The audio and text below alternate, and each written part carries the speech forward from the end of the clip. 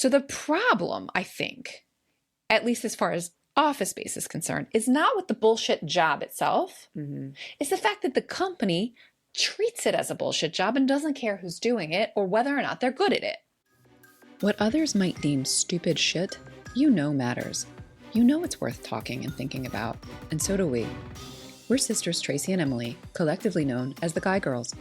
Every week, we take turns rewatching, researching, and reconsidering beloved media and sharing what we learn. Come overthink with us, and if you get value from the show, please consider supporting us. You can become a patron on Patreon or send us a one-time tip through Ko-fi. Both links are in the show notes. And thanks.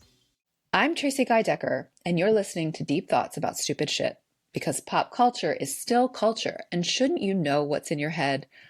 On today's special bonus episode, I'll be sharing my deep thoughts about the 1999 comedy classic Office Space with my sister, Emily Guy Birkin, and with you. Let's dive in. All right, Em. Office Space. What do you remember? Looks like somebody's got a case of the Mondays. So, I mean, it's a classic. It was on regular rotation when I was in college and after. There's a lot that has just become part of my lexicon, like pieces of flair. That would be great. And TPS reports, like if ever I need to refer to like a random piece of bureaucracy, it's a TPS report. There's the jump to conclusions board. I mean, there's a lot in there that is just very much part of the furniture of my brain, and is very much like, it feels like a very late Gen X, early millennial, kind of like flashpoint for all of us. Because the other thing that I remember was that I understood Jennifer Aniston's character right out of college because I was working jobs like hers. And then as I got older, I understood Ron Livingston's job because I had jobs like his.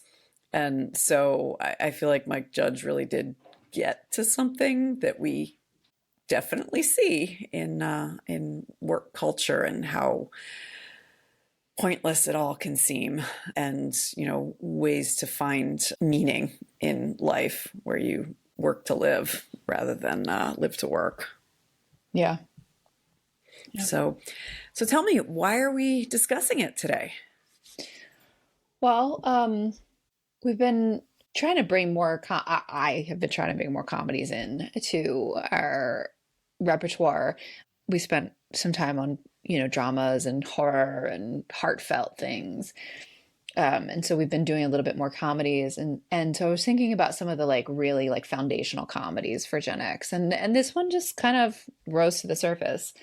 And it also seemed like one that, as you say, was such a touchstone for our generation. We decided to make it a bonus for Gen X and other patrons. So thanks for being a patron. So that's why, that not much more than that. It's one of the ones that's kind of, I know, is in there as furniture of the brain. And there's some stuff I want to talk about, like some of the things as you name that, like what it still kind of gets right in lampooning, and some of the things that I guess were funny at the time, and now I look at it and it's lands like more like a documentary of that's how things were. It's not really funny. Stuff around like casual misogyny and casual racism. There's definitely the plot point of Ron Livingston changing how he feels about Jennifer Aniston's character when he thinks she slept with his boss. When it's just, you either like this person or you don't. Yeah, there's a number of moments like that and that language that I just used, that's sort of documentary of how it was, that I'm borrowing that from another commentator on Office Space, and I will link to that, to credit where credit is due. Some of the ways that we've talked about it on Deep Thoughts are that these are things about which I'm not angry with Mike Judge. I'm angry with the culture Like he was reflecting what was happening in the culture at the time. So I'll get to those things. But first, let me see if I can give a as quick as I'm able, synopsis of the plot of this film. So, as we've noted, this is Mike Judge wrote and directed this film. So he's the guy that gave us Beavis and Butthead, and actually Idiocracy, and which I feel like we're living right now. But anyway, and this was based on the comics Milton that he did for SNL. So this was like a live action version of some cartoons that Judge had done for Saturday Night Live. Okay. So we meet the protagonists in traffic, like as they're commuting to their job. So each of the, well, I don't even know if they're all, I think actually Peter is the protagonist, but we meet each of the main characters as they're commuting to their job. Like, you know, so we see Peter, like, his lane of traffic isn't moving, and so he sneaks over to the one to the right, which was, and as soon as he gets into it, it stops moving in that sort of game. We meet Michael Bolton, who hates the singer by the same name, by the way, who's in his car listening to like rap and singing along, rapping along to rap music. And then when he sees a black dude on the street who's like selling something, I don't know, like from the median, he like turns the music down, locks the car door, and like avoids eye contact. And we meet Samir, who is just like having temper tantrums at the bad traffic, just really agitated. So these are our three main characters. They work for a like nondescript software company called Initech. This is Texas based.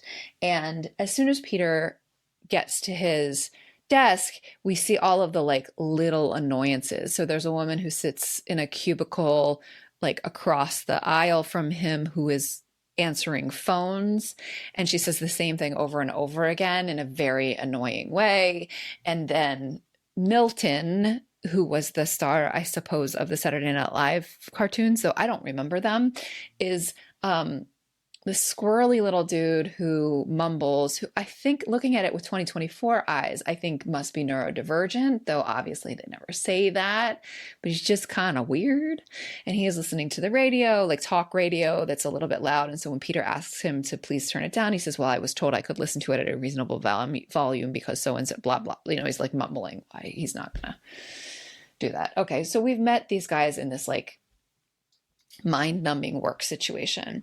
Then we meet the boss, Bill Lundberg, who is like, well, they're all caricatures, but he's particularly bad caricature who like shows up and asks these rhetorical questions, actually the same one over and over again. Peter, how's it going? But he doesn't actually want an answer. And then either reprimands or voluntells Peter to do things. He tells Peter he forgot his cover sheet for the TPS report, which you named as sort of now the symbol of unnecessary bureaucracy. And then we watch Peter say, like, no, I got the memo. I just forgot. It was just a silly mistake. It won't happen again. And then Peter gets reprimanded at least 3 more times in the viewers, like while we're watching, by different people.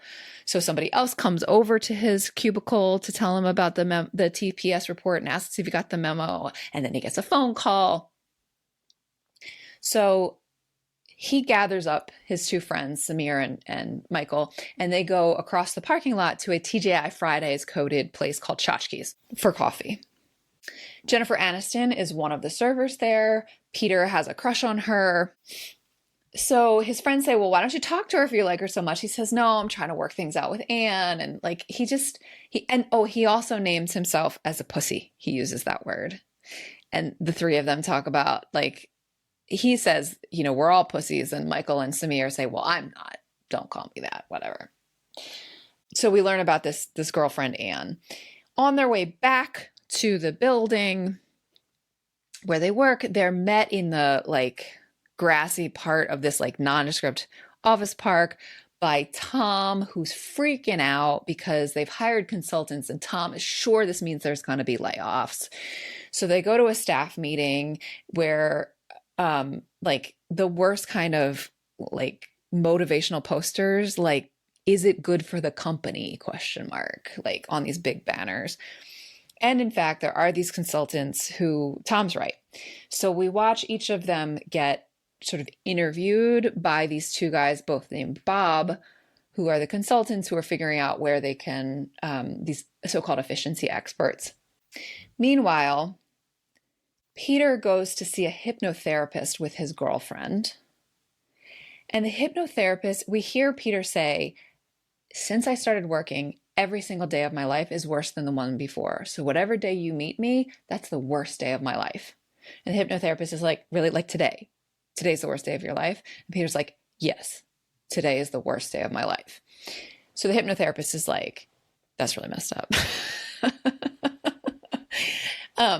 But anyway, he says, Peter's asking if the hypnotherapist can just make him think that, like, when he gets home from work, that think he's been fishing all day and just like just not be there, just not be present. The guy says, it's really not what I do, but I think I can help you. And he like takes him down into hypnosis and then promptly dies, right? So the hypnotherapist says, you won't leave this state until I snap my fingers, and then dies of a heart attack. So the next morning, after the hypnotherapy, it's a Saturday, but Peter had been conscripted to work, and he just doesn't. He just stays in bed, and he's just like super chill and like just doesn't. And we see that Bill Lundberg, the caricaturish boss, has left 17 messages on his answering machine. And then we see Peter take a call from Anne, the girlfriend, who like can't believe he just like sat there while Dr. Swanson, the hypnotherapist, died, and like, why didn't you go to work? And he's like, I just didn't want to, so I didn't. Like, he's just still in this sort of like hypnosis almost state. She breaks up with him over the phone and confirms what his friends had been telling him, that she's cheating on him. So the next we see Peter, he actually goes to Tchotchke's, where Jennifer Aniston works, and like asks her to lunch. And in fact, she initially thinks he's asking about like lunch specials at the restaurant. He's like, no, I'm asking what you're doing, and sort of says he's going to go next door and get a table. And if she wants to join him, then that would be great. She does. And they have this like weird sort of conversation because he's behaving oddly. You know, she's like, well, what do you do for work? And he's like, well, I work for Initech, but I don't think I'm going to go anymore. And she's like, so you're going to quit? And he's like, no, not really. I'm just not going to go. And she's just like, what? Anyway, he says, do you want to come over and watch Kung Fu? Well, she loves Kung Fu. So that becomes a through line. So he goes to the office to get his address book, which certainly dates the film. Oh my goodness. Does that date the film? Yeah. Even more than the answering machine. Yeah. And I mean, we learn what Peter does is go through lines of code, like computer code for banks, to fix the Y2K thing and add extra characters for years. So that also dates it. But yeah, so he goes into the office to get his address book to write down Joanna, that's Jennifer Aniston's character's name, Joanna's phone number, because he doesn't want to lose it. And he shows up just at the moment that he's actually scheduled to meet with the Bobs, who are the efficiency experts. So he goes in and he is completely honest with them. He tells them, like, they want him to walk them through like an average day for him. He tells them straight out, in any given week, I only do about 15 minutes worth of work. And he says another kind of like iconic line, it's not that I'm lazy, I just don't care. And the Bobs are like enamored with his candor and actually like really like it. They think he's like upper management material because he's so honest and like pointing to like problems in the system, right? The fact that he's got all these bosses and the fact that there's nothing in it for him, and Hello, listener. What's happening? I'm going to need you to go ahead and head on over to the Patreon if you want to listen to the rest of this episode. So if you could just do that, that would be great. Okay? Do you like stickers? Sure, we all do. If you head over to guygirlsmedia.com/sign up and share your address with us, we'll send you a sticker. It really is that easy. But don't wait, there's a limited quantity. Thanks for listening. Our theme music is Professor Umlaut by Kevin MacLeod from incompetech.com. Find full music credits in the show notes. Until next time, remember, pop culture is still culture. And shouldn't you know what's in your head?